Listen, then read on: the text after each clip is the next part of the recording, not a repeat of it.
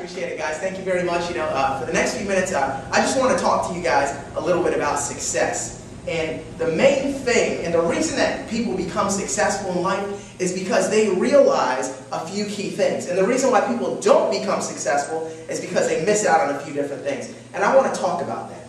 See, people that achieve massive success in life, they know that before every great breakthrough, they're going to be challenged with some type of adversity, some type of obstacle, or they're going to be challenged with some type of distraction. How many people would agree with that? Absolutely. All right, because here's the thing. All right, nothing of greatness comes without a fight. Nothing of greatness comes without some type of challenge. All right, and what you have to understand, when you get these attacks, when you get these distractions, all right, all they're meant to do is to throw you off track. But if you appreciate that, and you recognize that, and you embrace that, and you have a strong attitude of, well, wait a second, this might be a clue. Why am I getting attacked? Wait a second, I might be on the verge of a great breakthrough. So here's what I want to do. I want to talk to you guys a little bit about these distractions, how to overcome them, how to recognize them, and have a stronger attitude. Are you guys ready? Yes. You ready? Say, I'm ready. I'm ready. Here's the thing. Number one, before every great attack, or before every great opportunity comes an attack. So when these things start to happen in your life, recognize them. Know that and it's funny because I look at every great breakthrough in my life, and I've studied successful people.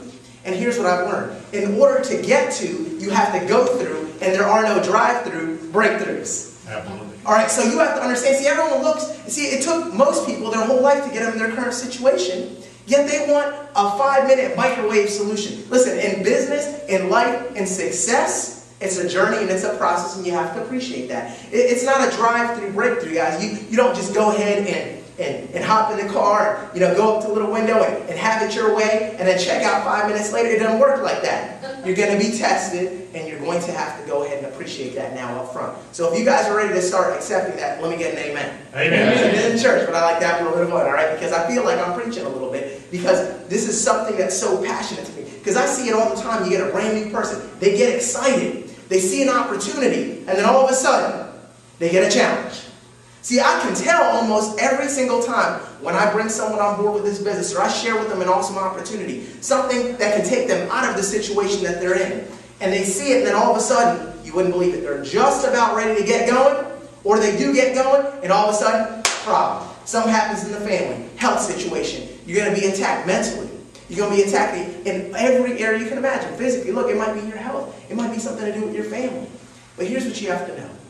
You have to know and recognize that this is part of the process. And look at it and say, wait a second, this might be a clue. Because see, a strong person with a strong mind goes ahead and they just accept that, and they say, you know what, whoa, wait a second, something must be going on. I need to go ahead and stay focused and buckle in. Because this is the only time the enemy attacks is when you're on the verge of something great. Because it's so easy to get you distracted and thrown off course, is it not? Yes, sir. See, sometimes the attacks are big and obvious, like there'll be something happening in your family, something happening in your health. Sometimes, and most of the time, what I found is it'll just be a form of little distractions. And in life, people let the littlest things get in the way of the biggest opportunities. That's why, you'll sign somebody up and they get excited. All of a sudden, they start saying, oh man, you wouldn't believe what happened. They just put me on overtime. We're short-staffed. They're cutting down this. So listen, this great opportunity, this great breakthrough opportunity, I'm going to have to put it on the back burner. And they'll say, you lose. You lose. That's it. All you have to do, all the enemy has to do is get you the cause to put it on the back burner. All right, because here's the thing. It's not even a direct attack on your business. It's not even a direct attack on you. It's just something enough to cause you to be off track. Because here's the thing. All the enemy has to do is distract you enough to get you to just delay something. All right, to kill your momentum. Because if you can procrastinate on moving forward with something big, a big opportunity, well, guess what happens? See, procrastination is the assassination of motivation. Before you know it, it's on the back burner. Before you know it, you've got so many different things that all of a sudden all these things start popping on the radar, and then you get distracted and you get thrown off. So here's what I want to encourage everyone to do. When you see these distractions, when you start to see this, know that this is part of the process. Get excited. Embrace it. Have an attitude of bring it. You can't beat me.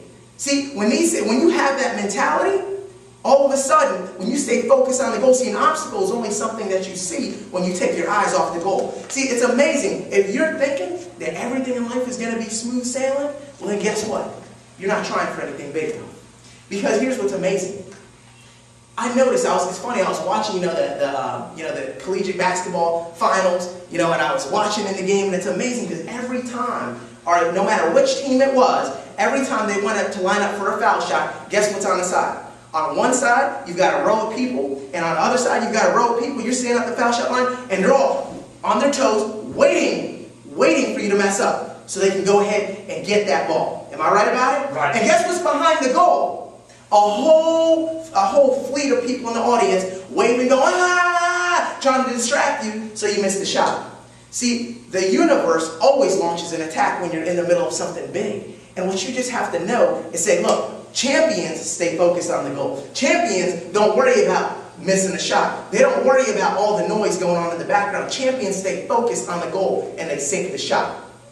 So here's what I want you guys to do. When you recognize it and see that these attacks start coming on your business, when they start coming on your team, give everybody the mindset of a bring it attitude. Say, listen, oh, something bad's happening to you? Oh man, this is excellent. Get excited. Listen, why would something be wanting to stop you if you're not on the verge of something big? See, I can go back 2,000 years and get example out of example out of example from the Bible. I don't even have to go that far deep. I can look at my team. I can see people that I get started, that get successful. All right, they go ahead and eliminate those excuses. I know Jeremiah Barnett, one of our top executives on the team. When he got started, all right, he had a challenge, he had a dilemma. Because see, people say cute things, don't they? People say things, oh, well, Caesar, I can't go to the event. I can't do the training. Well, that's my family day. They say all these cute things. Oh, I always put my family first. Do you really? Because I remember Jeremiah Barnett, when he worked for a job, all right, he had an opportunity, all right, it was his son's first birthday came up. And he said, well, he's a very family-oriented person. But that was his reason for doing the business, not his excuse not to do it. So what ended up happening is his son's first birthday came up and he said, hey, listen, I need off because he was working a corporate job. And they said, look, you can't have it.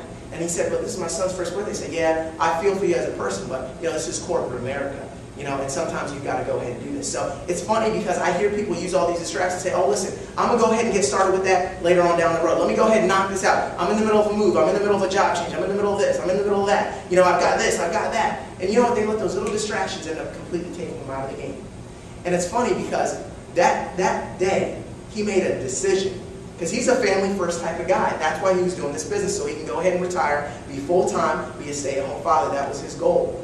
Well, that day, he had an option. He could go ahead and put his family first and quit his job, but which really just puts his family second because then he can't provide for him.